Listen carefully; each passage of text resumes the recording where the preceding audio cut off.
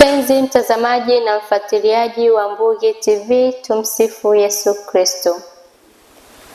Nikualike katika kipindi chetu cha dondoo za kanisa, ambapo mada ya leo itajikita zaidi katika tafakari ya Dominika ya 3 ya mwaka A wa kanisa, Dominika ya neno la Mungu. Dominika ya kutafakari juu ya maandiko matakatifu. Dominika ambayo ilianzishwa tarehe 30 Septemba mwaka 2019 wakati wa ikiwa ni sikukuu ya Mtakatifu Jeronimo au Mtakatifu Jerome, ambaye alikuwa akitafakari juu ya maandiko matakatifu. Na Baba Mtakatifu alisisitiza kwamba neno la Mungu ni msingi wa maisha, ni msingi wa imani wa maisha ya Kikristo. Na ndio maana tangu mwaka huo 2019 tarehe 30 Septemba, Mama Kanisa aliweka rasmi hiyo Dominika ya 3 iwe ni Dominika kwa ajili ya tafakari ya neno la Mungu, Dominika kwa ajili ya neno la Mungu. Na lengo la Mama Kanisa kuweka Dominika hii ilikuwa ni kukumbusha nafasi ya maandiko matakatifu, nafasi ya neno la Mungu lina umuhimu gani katika maisha yetu. Lakini pia lengo la pili ilikuwa ni kuwaweka waamini waweze kuhamasika zaidi katika kusoma Biblia takatifu wakiwa majumbani, makazini, au hata wakiwa kwenye usafiri au kwenye jumuiya na ibada mbalimbali, au wakiwa mahali popote pale, wawe na uwezo wa kusoma Biblia takatifu na kuweza kuitafakari. Biblia takatifu unaweza ukaisoma mahali popote, labda ukiwa na simu yako na ukiwa una Biblia takatifu katika simu yako, unaweza ukaisoma mahali popote pale. Hata ukiwa unasafiri, upo njiani, unasoma Biblia yako takatifu. Au ukiwa umekaa sehemu, upo kazini pale umetulia, sasa hivi naona ngoja nisenge muda huu kwa sababu sina kitu cha kufanya, ngoja nisome Biblia takatifu. Lakini pia lengo la 3 la Mama Kanisa kuweza kuweka azimisho la Dominika hii ilikuwa ni kuweza kuwataka waamini waweze kuelewa vizuri neno la Mungu. Wajiulize, je, hili neno la Mungu linatoa ujumbe gani katika kuisoma hiyo Biblia? Linampa mtu ujumbe gani wa kuweza kuielewa hiyo Biblia takatifu? Hivyo kupitia mahubiri ama tafakari ambayo inatolewa na padre au mtu yoyote ambaye anakuwa anatoa mahubiri, basi wewe unakuwa yanakusaidia au yanakukomboa vipi katika maisha yako. Hilo neno la Mungu, hayo mahubiri yanakupa matumaini? Au unaenda tu padre anahubiri, wewe upo kama haupo kanisani? Unakuwa ni upo kimwili lakini kiroho haupo pale. Basi tujifunze, tunapokuwa tunaenda kanisani, tuwe na nia zetu maalum. Je, unaenda kanisani kwa ajili gani? Nia yangu ya kwenda kanisani ni ipi? Padre akiwa na hubiri, usiwe mpenzi tu mtazamaji unaangalia, yani upo kama haupo. Jaribu kuweza kutafakari na wewe hicho unachofundishwa kinakuongoza nini katika maisha yako, kinakukumbusha nini katika maisha yako. Maswali ya kuweza kujiuliza wewe kama Mkristo mwenzangu ni kwamba ujiulize, je, wewe kama Mkristo mbatizwa una masakramenti yote?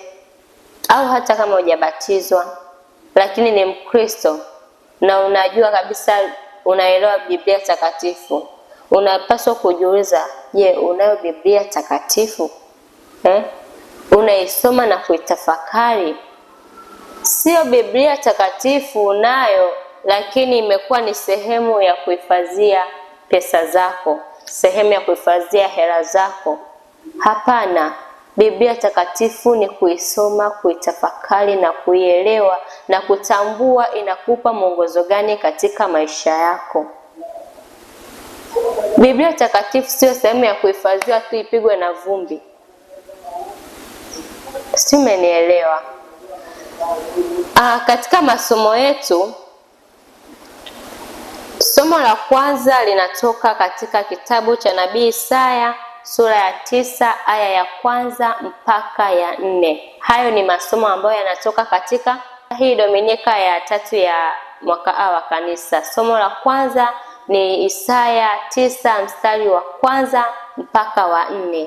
Somo la pili linatoka katika waraka wa kwanza wa Mtume Paulo kwa Wakorinto, ile sura ya kwanza aya ya 10 mpaka ya 13 na tena aya ya 17. Na injili ni Injili ya Mtakatifu Mathayo sura ya 4 aya ya 12 mpaka ya 23.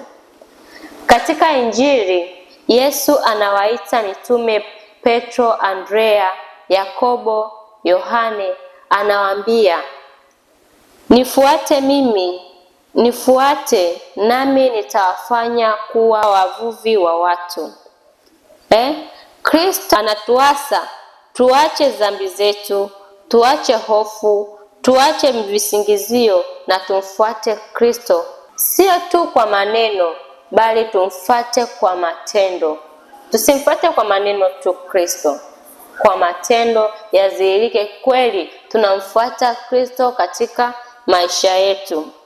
Lakini pia ndugu zangu, katika injili hiyo tunaona Yesu anawaita watu wa kawaida kabisa, anawaita waache yote na wamfuate yeye. Unadhani alikuwa na maana gani kuwaambia waache kila kitu waweze kumfuata yeye? Ni kwa sababu wanataka watambue kwamba Yesu Kristo ndiye mwongozo katika maisha yetu. Ndugu zangu, katika Dominika hii ya tatu ya tafakari ya neno la Mungu, tunao ujumbe mkuu katika Dominika hii. Kitu cha kwanza, tunapaswa kutambua kwamba neno la Mungu ni mwanga katika giza. Giza katika nini?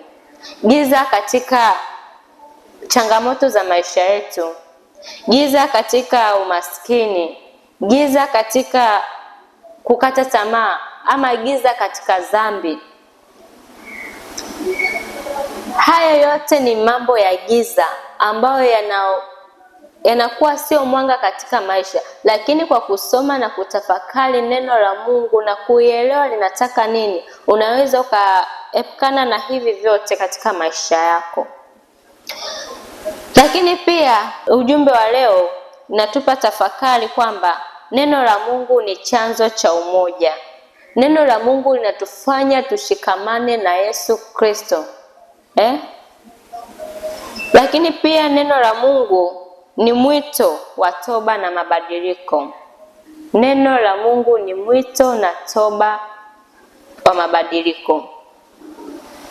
Unaweza ukasoma tafakari vizuri, ukielewa, ukajua inataka nini, inaweza kukufanya ukabadilika kabisa. Kristo mwenzangu, tuwe na mazoea ya kusoma neno la Mungu. Tusisome kama story, tusisome kama hadithi. Tulisome na kulielewa na kulitafakari. Lakini pia ujumbe katika Dominika hii tunaambiwa kwamba neno la Mungu linatuita kuwa mashahidi katika Injili. Tuwe mashahidi wa Injili katika jamii. Umeenda kanisani, umesikiliza homilia, umesikiliza Injili somo katika Dominika hiyo. Je, hiyo Injili ambayo umeisikiliza unaisambaza? Unawapa watu ujumbe kwa hicho ambacho umeweza kujifunza, au umefika tu ukasikiliza imeishia hapo kanisani? Hapana. Tunapaswa kusambaza Injili ya Kristo na watu wengine waweze kuifahamu. Maswali ya kuweza kutafakari katika Dominika hii